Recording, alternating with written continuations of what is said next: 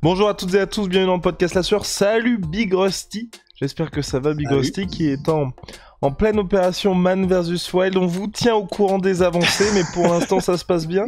Oui, la déforestation, ne vous inquiétez pas, pas. Il est je veux dire, il est là pour protéger les plantes. Ah.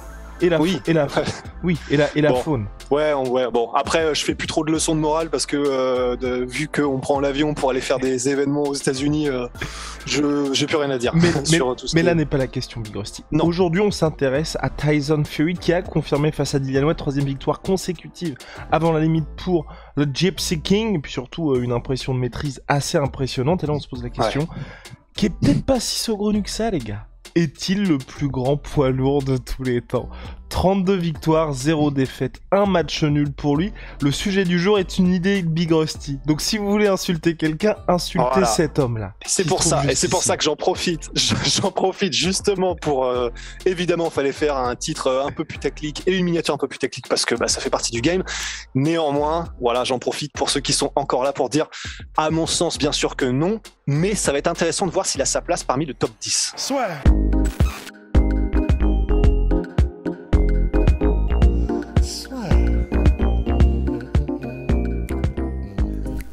Entre dans l'octogone avec Unibet.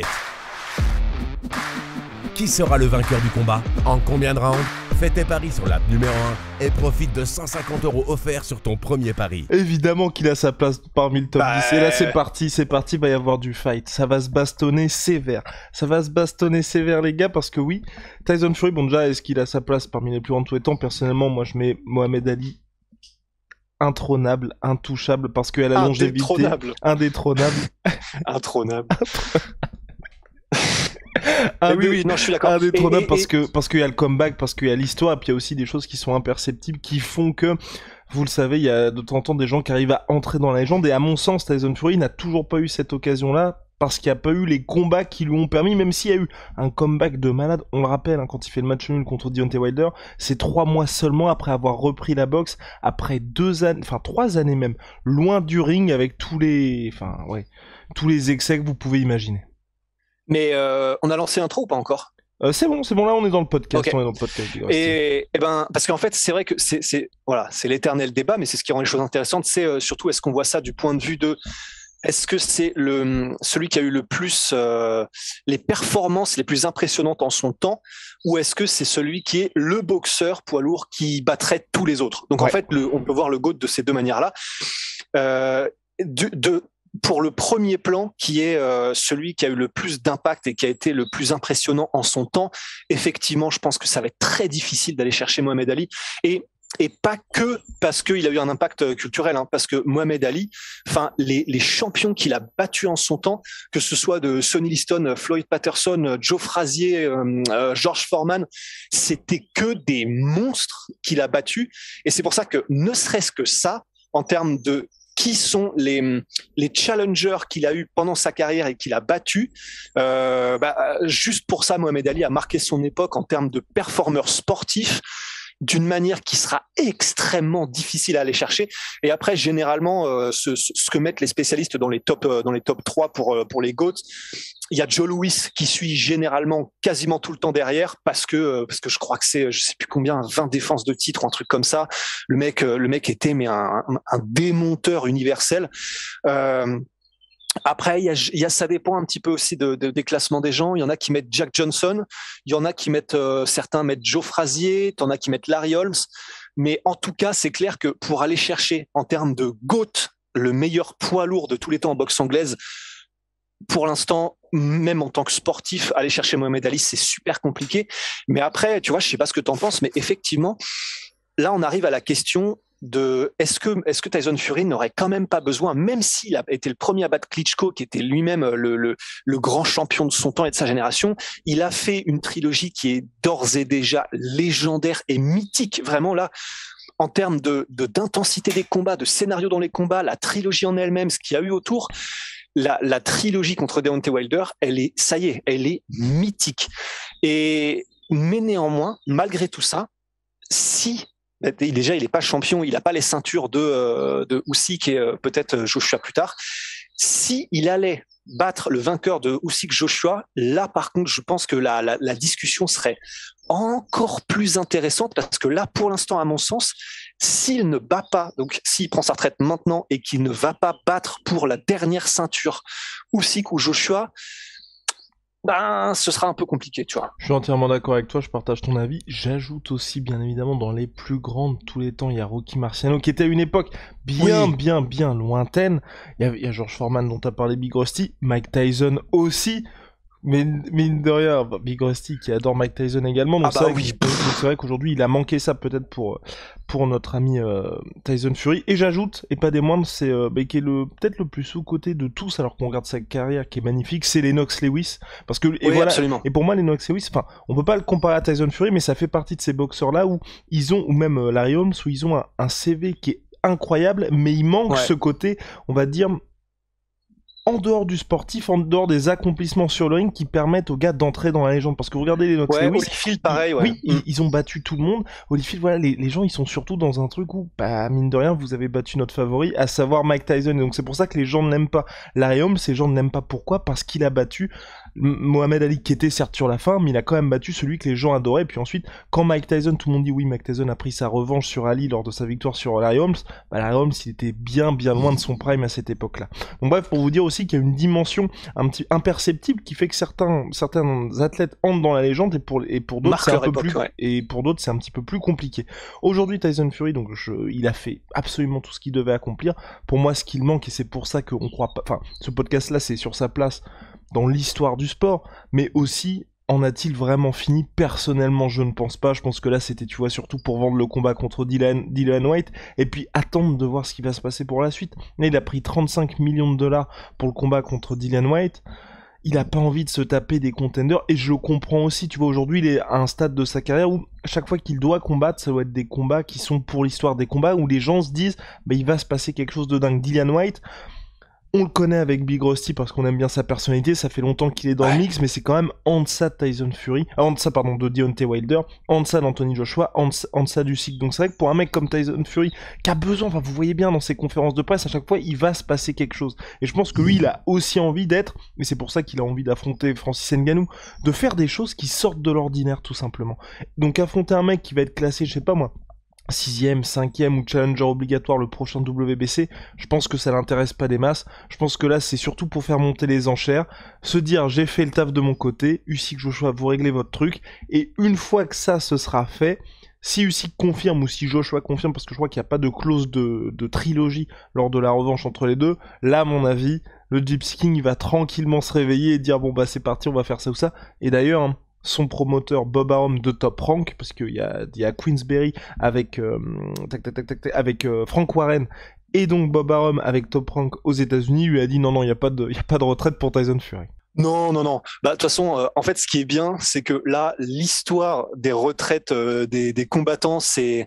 En vrai, je sais pas, parce que je pense à le Banner, par exemple, en France, tu vois, je sais pas combien de retraites il a eu, mais même les combattants en général, enfin, lorsqu'ils annoncent leur retraite pour la première fois, tu peux sans trop de risque de te tromper, à part Khabib, c'est vrai, c'est l'exception, mais tu peux sans risque de te tromper, te dire, ok, bon, il y a encore 2-3 retraites avant qu'il prenne sa vraie retraite, tu vois, c'est un peu, c'est les premières, deuxième et troisième retraites, t'as un peu l'impression que c'est des aires d'autoroute, tu vois, et seulement après, t'arrives à la vraie destination, et surtout, effectivement, que un compétiteur comme Tyson Fury, qui s'en aille comme ça, sans avoir battu le détenteur de la dernière ceinture, sans avoir battu l'autre monstre, parce que si jamais Usyk confirme contre Joshua, ça devient un monstre chez les poids lourds aussi, et vraiment dont les gens auront de la frustration s'ils n'affrontent pas Tyson Fury, parce que t'imagines un combat entre techniciens, Tyson Fury Usyk, ce serait une dinguerie totale, quoi.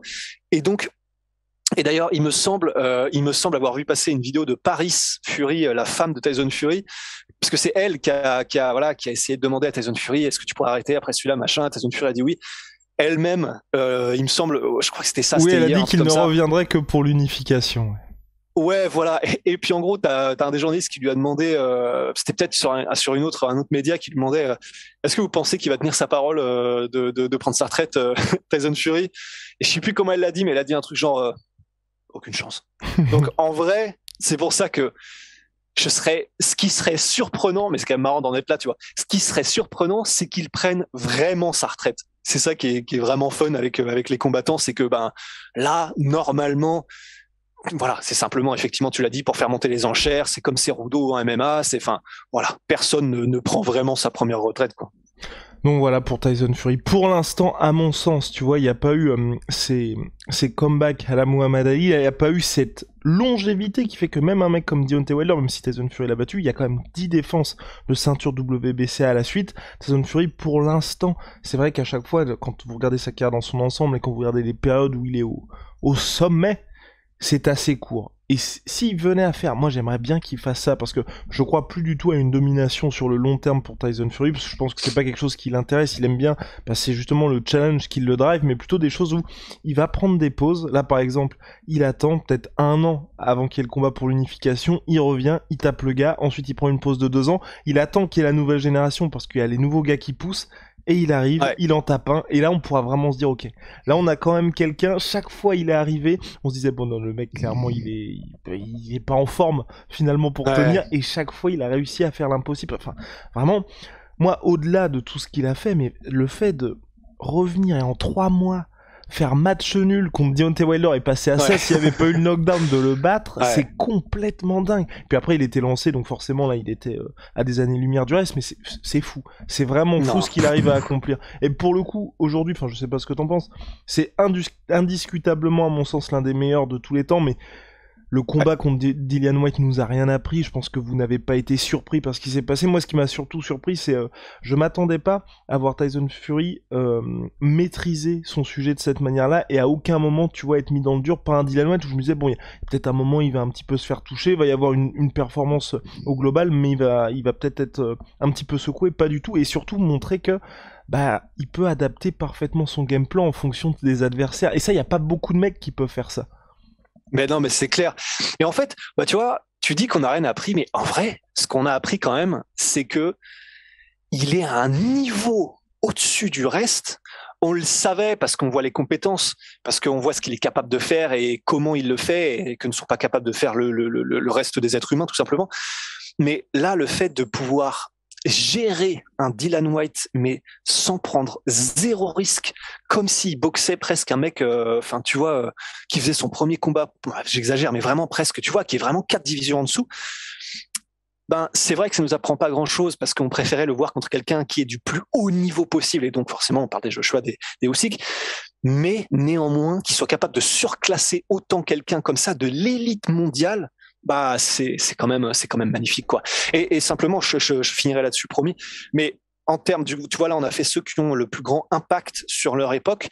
En termes de compétences pures, là, tu vois, même si là, on ne sait pas trop où est-ce qu'on le met dans le top 10 des plus grands de tous les temps en termes d'impact, en termes de compétences pures en tant que poids lourd, franchement, je le mets dans le top 5 sûr, hein, parce que quelle que soit l'époque, parce qu'en plus les Joe Lewis, les Rocky Marciano, c'est un peu en trompe-l'œil, parce qu'on le sait, c'était à l'époque, et forcément c'est des gabarits qui sont pas les poids lourds d'aujourd'hui, donc ça c'est vraiment en trompe-l'œil. Même Mohamed Ali, il était plutôt petit par rapport à ce qui serait un poids lourd aujourd'hui, quoique quand on voit Deontay Wilder, qui finalement lui-même il est presque plus proche d'un cruiserweight que d'un vrai poids lourd.